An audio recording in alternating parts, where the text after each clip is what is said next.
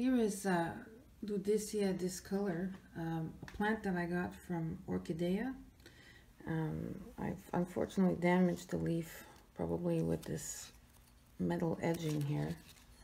But anyways, it continues to bloom, and so I'll be happy when this opens, probably sometime in December. I really miss this plant. I used to have a huge one, and I believe that a combination of mites and thrips basically ate the whole plant. But I am thrip and spider mite free as far as I can tell, because the leaves look lovely. So I don't see any damage anywhere, so it doesn't look like there's any pests around. So there are two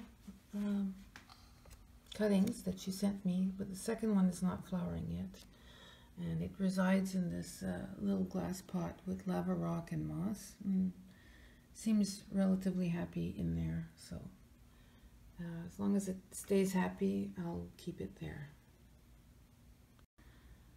Talking about gloomy days, well, here we go, another cloudy day. It was supposed to be sunny, and I don't know, I guess they changed the forecast yet again. There's a bit of backlighting here, but I just thought I'd show you. This is how I grow my orchids in winter, basically. They're there also in the summer, but some of them reside outside. But on the top parts, I have my light-loving orchids. Up here, there's a frag, and there's an encyclia, a bunch of, well, there's an epidendrum and cattleya. But anybody who likes strong light, but will thrive without additional light, I kind of leave up here. I did move this Vanda seedling up here because I just didn't have any room on my lower shelf.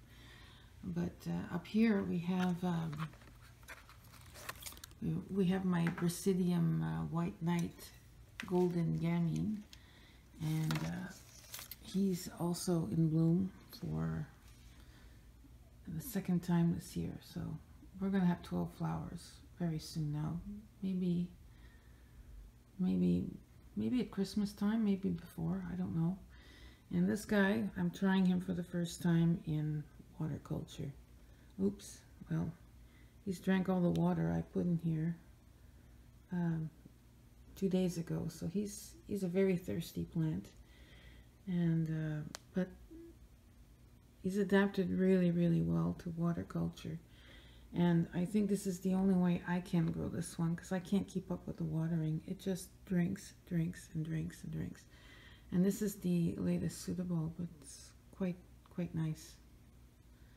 So, yay.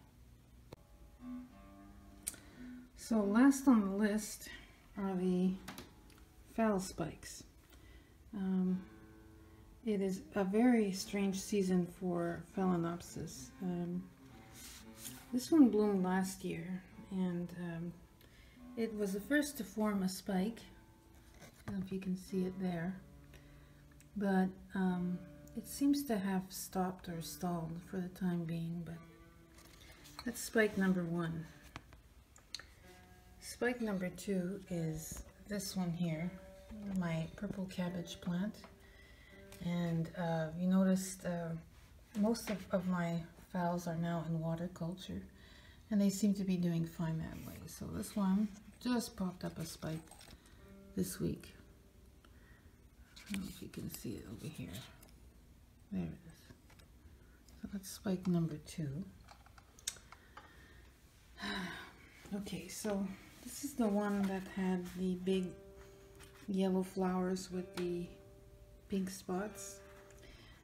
This plant has now become a cakey machine, so I don't think it's ever gonna flower. If it doesn't make a new leaf, I don't think it'll ever flower. But it's cakey, which is over here. It's also in water culture, and yes, in the middle of all this, I don't know if you can see that little thing in the middle of the roots is also a spike. So These are the new spikes. These ones are a bit tattered on the bottom because they're getting adjusted to water culture, but the plant otherwise looks fine. So I'm glad that it may flower again. And what else? This is a keiki that I got off of my mother-in-law's plant. I gave this to her like I think 10 years ago, something like that. And she is not into orchids, but she's managed to flower this thing religiously every single year. And in there, see that little green thing? There it is, another spike on a very, very tiny plant. I mean, this is very small, but it's apparently blooming size. On this shelf here, let's see. This is another purple Phalaenopsis, which I call purple haze.